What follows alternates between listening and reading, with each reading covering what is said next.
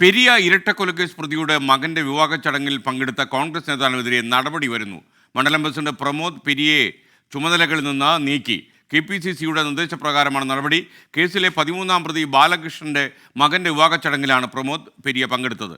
അരുൺ പാറക്കൽ കാസർഗോഡ് നിന്ന് വിവരങ്ങൾ നൽകുന്നു. Arun, good morning. വളരെ സ്നേഹപുരസരമുള്ളൊരു സന്ദർശനമായിരുന്നു. പാരയായി അല്ലേ? പറയൂ. Good morning.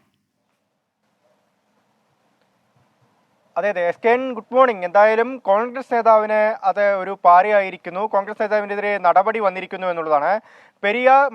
കോൺഗ്രസിന്റെ മണ്ഡലം പ്രസിഡന്റ് പ്രമോദ് പെരിയയ്ക്കെതിരെയാണ് ഇപ്പോൾ KPCCയുടെ നിർദ്ദേശപ്രകാരം DCC നടപടിയെടുത്തിരിക്കുന്നത്.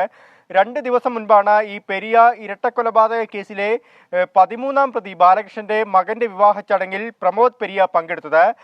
ബന്ധു വിളിച്ചതിനാലാണ് താൻ പങ്കെടുത്തത്, അതൊരു വെറും സൗഹൃദമായിരുന്നു എന്നാണ് പ്രമോദ് പെരിയയുടെ അതുമായി ബന്ധപ്പെട്ട വിശദീകരണം വന്നത്. ഇത് വലിയ തോതിലുള്ള ഒരു വിവാദങ്ങൾക്ക്, കോൺഗ്രസിനുള്ളിൽ തന്നെ വലിയ തോതിലുള്ള വിവാദങ്ങൾക്ക് ഇടവരുത്തിയിരുന്നു. പ്രത്യേകിച്ച് കോൺഗ്രസ് ഏറ്റവും വലിയൊരു രാഷ്ട്രീയ കൊലപാതകമായി കാസർഗോഡ് ജില്ലയിൽ എടുത്തു കാണിക്കുന്നതാണ് ഈ പെരിയ കൊലപാതകം. CPM-നെതിരെ വലിയ ആയുധമായി തെരഞ്ഞെടുപ്പ് കാലത്തൊക്കെ ഉപയോഗിക്കുന്ന ഒന്നാണ്. അതുകൊണ്ട് തന്നെ ആ കല്യാണത്തിൽ വിവാഹ ചടങ്ങിൽ പങ്കെടുക്കുകയും അതിൻ്റെ ഫോട്ടോ എടുക്കുകയും ഫോട്ടോ പുറത്തുവിടുകയും ചെയ്തു എന്നതാണ് ഈ പ്രമോദ് പെരിയയ്ക്കെതിരെ പാർട്ടി കണ്ടെത്തിയ അച്ചടക്ക ലംഘനം. എന്തായാലും ശക്തമായ നടപടി ഉണ്ടാവും. താൽക്കാലികമായി അന്വേഷണ വിധേയമായി ചുമതലകളിൽ നിന്ന് മാറ്റി നിർത്തിയിട്ടുണ്ട്. ബ്ലോക്ക് കമ്മിറ്റി പ്രസിഡന്റ് KV ഭക്തവത്സരനാണ് ഇപ്പോൾ താൽക്കാലിക ചുമതല കൊടുത്തിരിക്കുന്നത്.